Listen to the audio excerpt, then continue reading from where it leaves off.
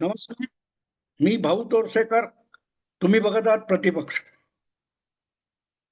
मित्रांनो, निवडणुका असो की लढाई असो, त्यामध्ये जितकी ताकद, जितकी साधनं लागतात, तितकीच तुमच्याकडे योग्य स्ट्रॅटेजी म्हणजे रणनीती असावी लागते. तुमच्याकडे एक वेळ साधनं कमी असतील तरी चालतील, पण कमीत कमी साधनांचा योग्य आणि जास्तीत जास्त उपयोग करून तुम्ही फार मोठा विजय मिळवू शकत असता. आणि म्हणून रणनीतीला किंमत असते. आणि मग रणनीतीला वेगवेगळी नावं दिली जातात. आता तुम्हाला आठवत असेल की एप्रिल महिन्यामध्ये जी पहलगामला काश्मीरमध्ये घटना घडली, त्यानंतर पाकिस्तानला धडा शिकवण्यासाठी भारताने जी लष्करी कारवाई केली, त्या लष्करी कारवाईला सिंदूर, ऑपरेशन सिंदूर असं नाव देण्यात आलं. आणि ऑपरेशन सिंदूर याचा अर्थ, ऑपरेशन म्हणजे काय, तर ही एक लढाई आहे. आणि त्या लढाईमध्ये आपल्या शत्रूची ताकद काय आहे, शत्रूची बलस्थानं काय, आणि शत्रूवर कुठे हल्ला चढवला तर किती लवकर आपण त्याला पराभूत करू शकतो आणि नामोहरम करू शकतो, याची सगळी आखणी करून केलेली कारवाई किंवा हल्ला म्हणजे रणनीती असते. आणि त्यालाच मग ऑपरेशन म्हणतात. वेगवेगळी ऑपरेशन असतात. जसं 2001 मध्ये इराकवर जेव्हा हल्ला चढवला अमेरिकेने, त्याला त्याला डेझर्ट स्टॉर्म असं नाव दिलं होतं. प्रत्येक जे युद्ध होतं त्या वेगवेगळ्या युद्ध मैदानामध्ये, रणमैदानामध्ये जी काय कारवाई चालू असते त्याला त्याला ऑपरेशन म्हटलं जातं. आणि म्हणून राजकारणामध्ये सुद्धा रणनीती हा शब्द आला आणि त्याबरोबरच ऑपरेशन हा सुद्धा शब्द आला.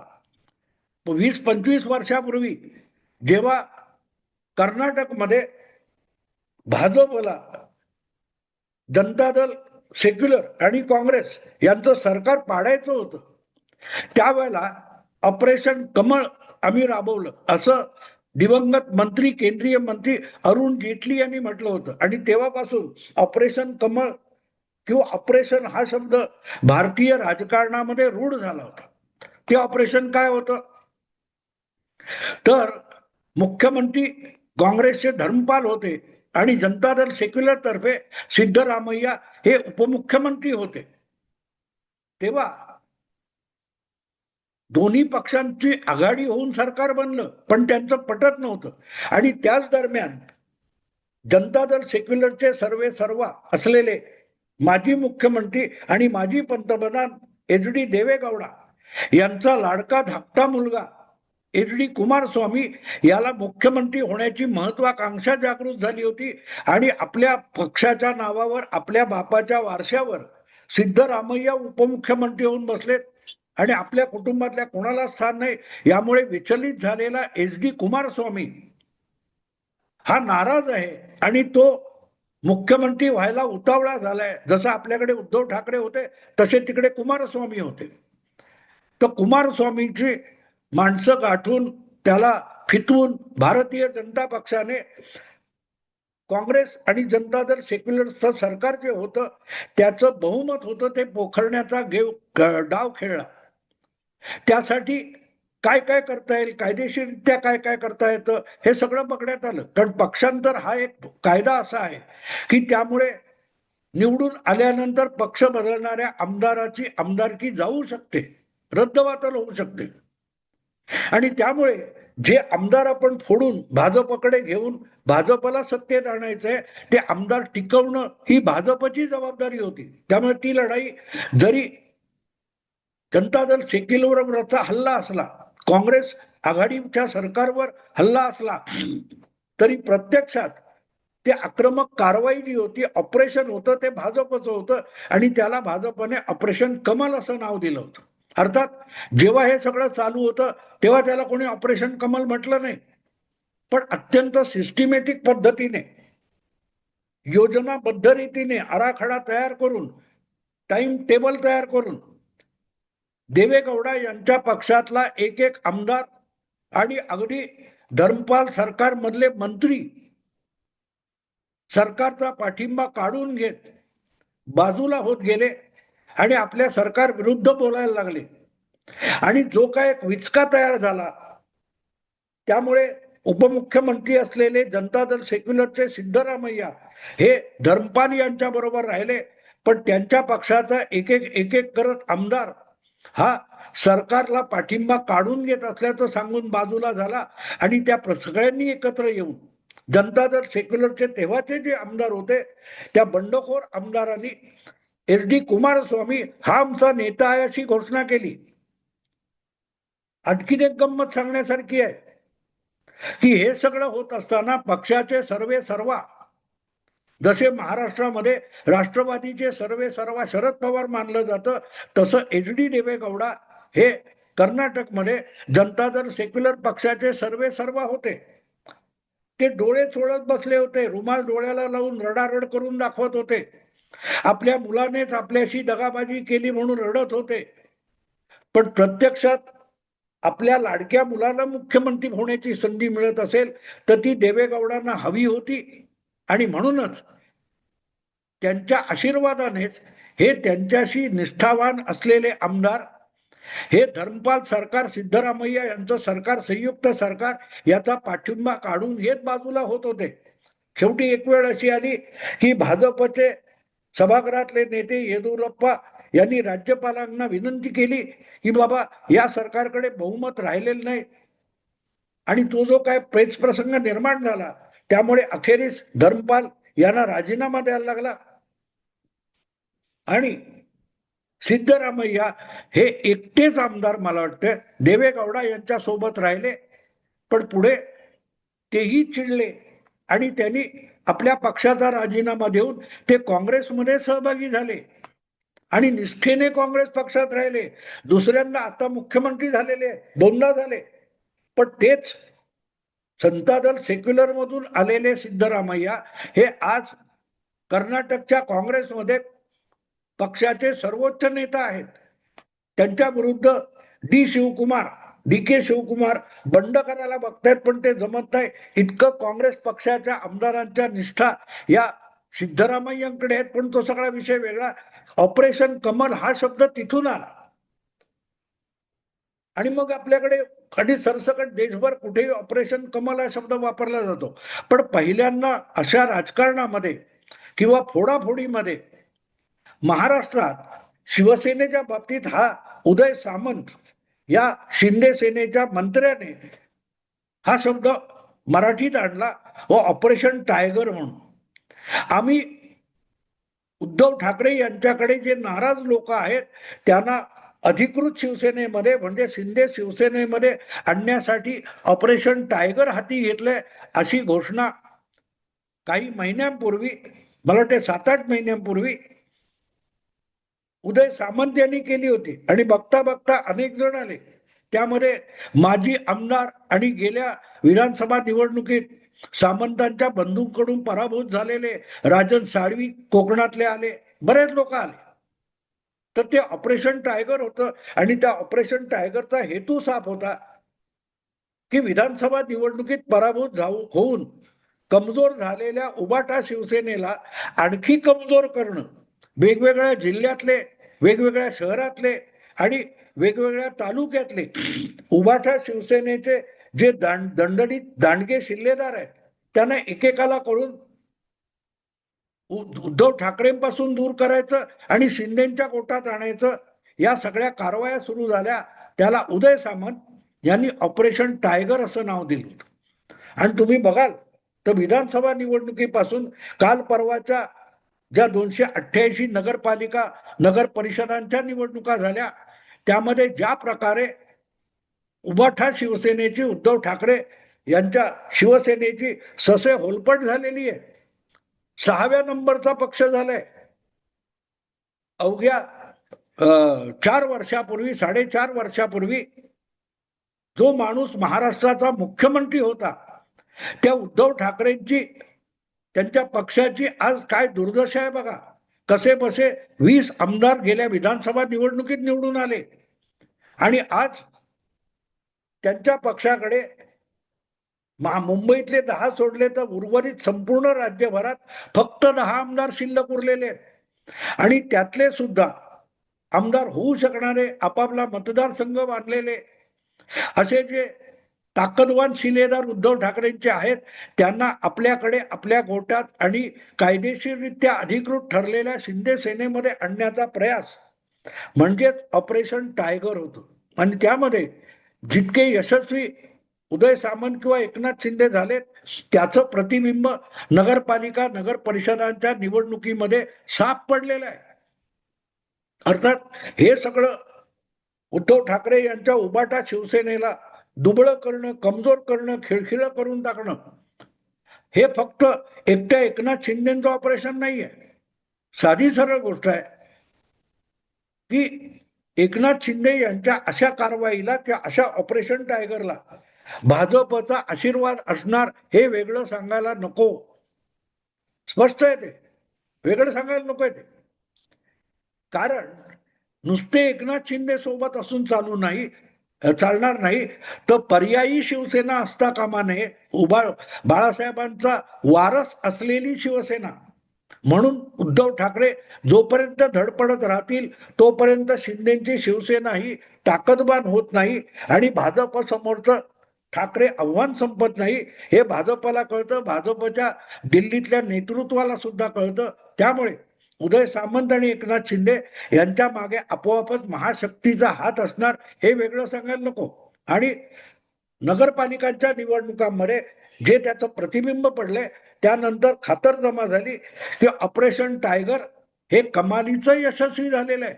माध्यमाच्या बातम्यांमध्ये उद्धव ठाकरे यांची ताकद अफाट आहे, पण प्रत्यक्ष मतदारांमध्ये, मतदारांच्या जनमानसावर उद्धव ठाकरे यांचं प्रभुत्व राहिलेलं नाही. आणि स्थानिक पातळीवर जे चांगले सरदार शिलेदार असतात ते पण त्यांच्याकडे टिकत नाहीयेत. याचा अर्थच शिंदे आणि उदय सामंत यांचं ऑपरेशन टायगर यशस्वी झालं. एकदा त्याला मिळालेलं यश बघितल्यानंतर भारतीय जनता पक्षाने ऑपरेशन तुतारीवाला हाती घेतलेला आहे.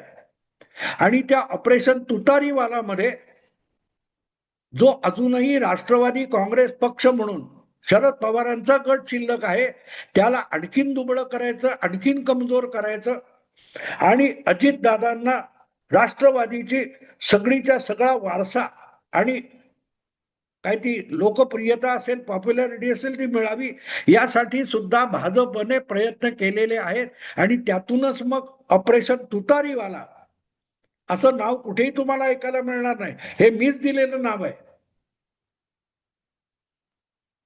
पवार जोपर्यंत हात टेकत नाही आणि पराभव मान्य करत नाहीत, तोपर्यंत भाजपला अगदी पश्चिम महाराष्ट्र अर्धापेक्षा अधिक आपल्या पंखाखाली आला तरी खात्री पटत नाहीये. आणि म्हणूनच उरला सुरला जो शरद पवार काँग्रेस गट आहे, राष्ट्रवादी गट आहे, त्याला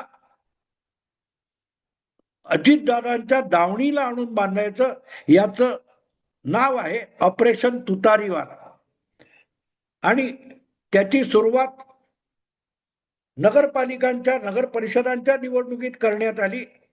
तिथे जवळपास शरद पवार गटाचे कोणी लढले नाहीत, आणि लढले त्यांना फारसं यश मिळालं नाही.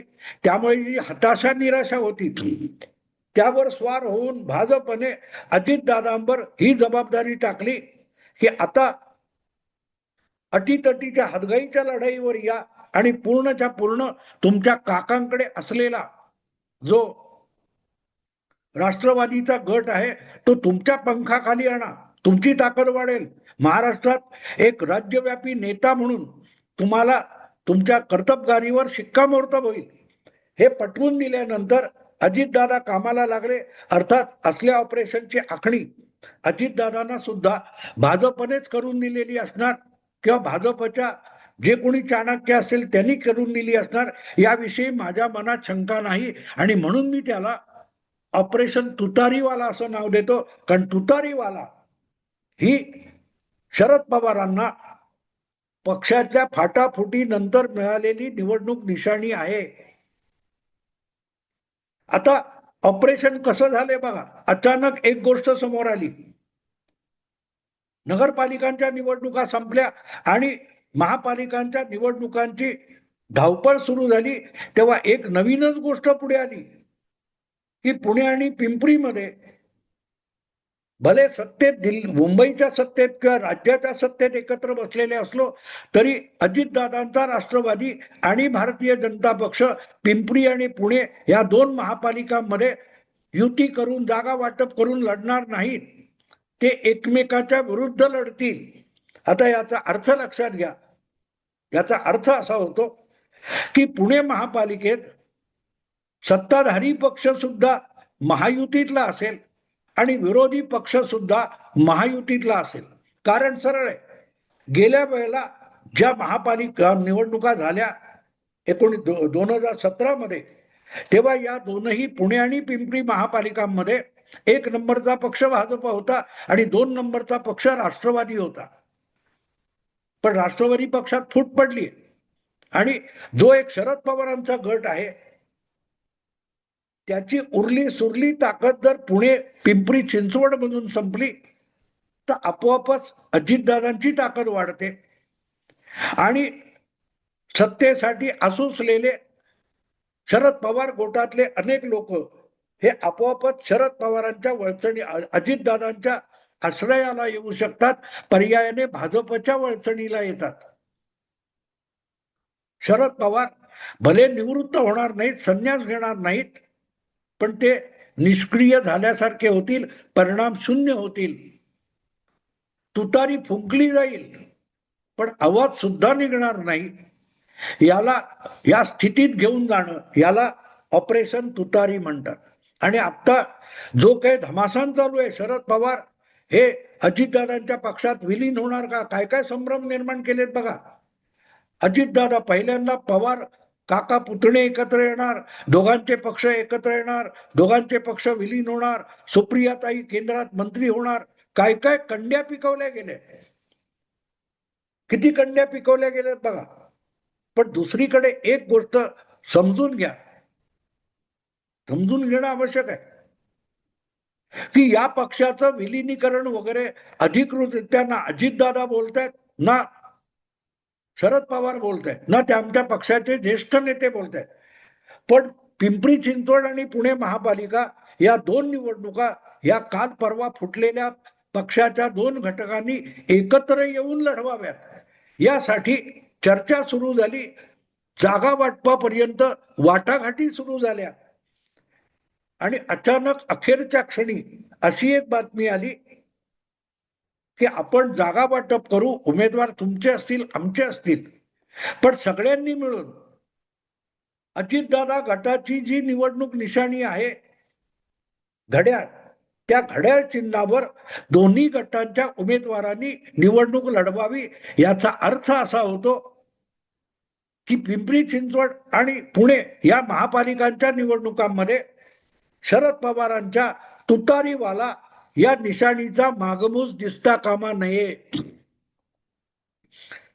आत्ता ज्या बातम्या आहेत शेवट कालच्या दिवसात आलेल्या, शुक्रवार शनिवारी, त्या अशा आहेत की सगळ्या वाटाघाटी झाल्या, आता होणार, एकत्र लढणार, जागा वाटप फायनल वगैरे वगैरे. आणि अचानक बातमी आली की अजितदादांनी अशी अट घातली की शरद पवार गटाच्या उमेदवारांना जागा दिल्या जातील, पण त्यांनी सुद्धा